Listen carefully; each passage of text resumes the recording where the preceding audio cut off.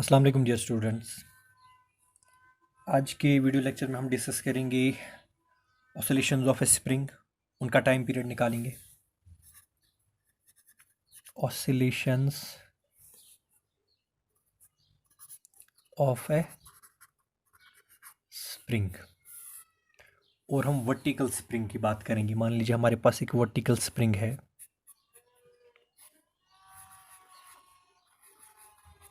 और इस स्प्रिंग की लेंथ L है, सच दैट इसको हमने टाई किया है एक मास के साथ। ठीक है, एंड लेंथ इज L। तो mg नीचे होगा, उसको बैलेंस करेगा रेस्टोरिंग फोर्स F1। ठीक है, तो हमारे पास एक स्प्रिंग है, उसके जो फ्री एंड है उस पर टाई किया हमने मास। एक ब्लॉक है, मान लीजिए उसका मास है m। तो स्प्रिंग की लेंथ हो रही है L, रेस्टोरिंग फोर्स स्प्रिंग के अंदर F1, उसको बैलेंस कर रहा है वेट mg। ठीक है, अब पहले हम देखेंगे रेस्टोरिंग फोर्स किसके बराबर होगा। तो मान लीजिए अगर रेस्टोरिंग फोर्स K है तो ये रेस्टोरिंग फोर्स कांस्टेंट अगर K है तो रेस्टोरिंग फोर्स F1 बराबर होगा KL।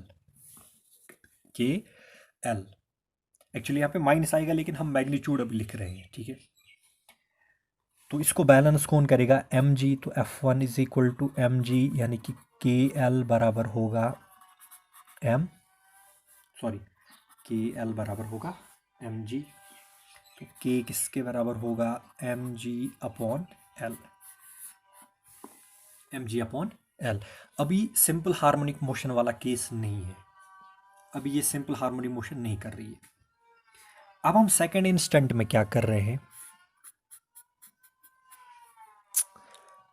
ये स्प्रिंग जो है इसको, ये जो मास है इसको हमने नीचे खींचना है, थोड़ा सा नीचे खींचा और फिर छोड़ दिया, तो it will oscillate like this.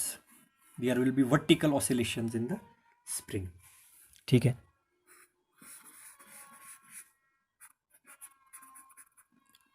और इसको नीचे कितना हमने लाया, x। ठीक है, x तो पहले कितना था, L। तो अब जो स्ट्रिंग के अंदर रेस्टोरिंग फोर्स होगा दैट विल बी F2। अब स्ट्रिंग के अंदर रेस्टोरिंग फोर्स कितना होगा, F2। तो now this will undergo SHM। ठीक है, तो अगर हमने स्प्रिंग को इलोंगेट किया थ्रू स्मॉल डिस्प्लेसमेंट या थ्रू स्मॉल लेंथ x, तो ये SHM करेगा। और रेस्टोरिंग फोर्स अब की बार कितना होगा, F2 किसके बराबर होगा, K। फिर से हम मैग्नीट्यूड लिख रहे हैं, माइनस को इग्नोर कर रहे हैं, L प्लस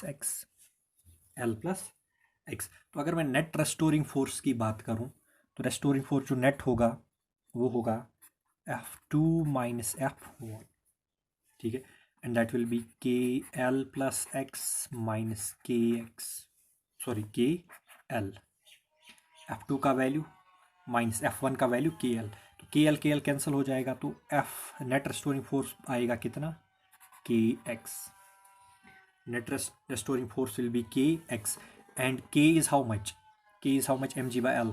तो net restoring force is mg by L into x, x। ठीक है, तो ये तो k हो गया।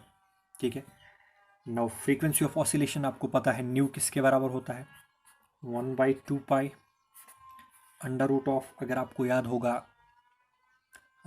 पेंडुलम का लेक्चर, लास्ट लेक्चर, यहाँ पे क्या आता है, स्प्रिंग फैक्टर जो वहाँ पे यानी कि के जो है वही डिवाइडेड बाय इनर्शिया फैक्टर यानी कि मास। ठीक है, तो न्यू कितना होगा, 1/2 pi under root of k upon m which is equal to 1/2 pi under root of K की जगह क्या लिखेंगे, mg/L। के की जगह क्या लिखा, mg/L, और इसके पास डिवाइडेड बाय है अपना m। ठीक है, m कैंसिल हो जाएगा, तो oscillations in the spring will be 1/2 pi under root of g/L। g is acceleration due to gravity and L is जो पहले लेंथ थी स्प्रिंग की, जब वेट रेस्टोरिंग फोर्स को बैलेंस कर रहा था तब जो लेंथ है डिवाइडेड बाय वही लेंथ है। तो टाइम पीरियड कितना होगा, इसका रेसिप्रोकल करना है, 1/2 पाई का बनेगा 2 पाई, √g/L का बनेगा L/g। अगर सिंपल पेंडुलम के केस में देखेंगे L यही टाइम पीरियड का फॉर्मूला था, L था लेंथ ऑफ सिंपल पेंडुलम, यहाँ पे L है लेंथ ऑफ स्प्रिंग। कब? जब वेट बैलेंस कर रही है किसको? रेस्टोरिंग फोर्स को। तो this is time period of oscillations of a spring. अब अगर सपोज हमारे पास दो स्प्रिंग्स हैं, if there are two springs and the cases are like this, मान लीजिए आपके पास दो वर्टिकल स्प्रिंग्स हैं, this is spring 1, this is spring 2, उनको आपने ज्वाइन किया है इसके साथ, this is mass m such that इस स्प्रिंग का रेस्टोरिंग फोर्स कांस्टेंट क्या? स्प्रिंग कांस्टेंट है K1, इस स्प्रिंग का स्प्रिंग कांस्टेंट है कितना? K2। स्प्रिंग के लिए, for spring case, restoring force को हम नाम देते हैं एज, रेस्टोरिंग फोर्स कांस्टेंट को हम एज स्प्रिंग कांस्टेंट भी बुला सकते हैं, ठीक है। तो यहाँ पे जो इफेक्टिव K होता है, यानी कि इफेक्टिव स्प्रिंग कांस्टेंट जो होता है, that is K1 plus K2।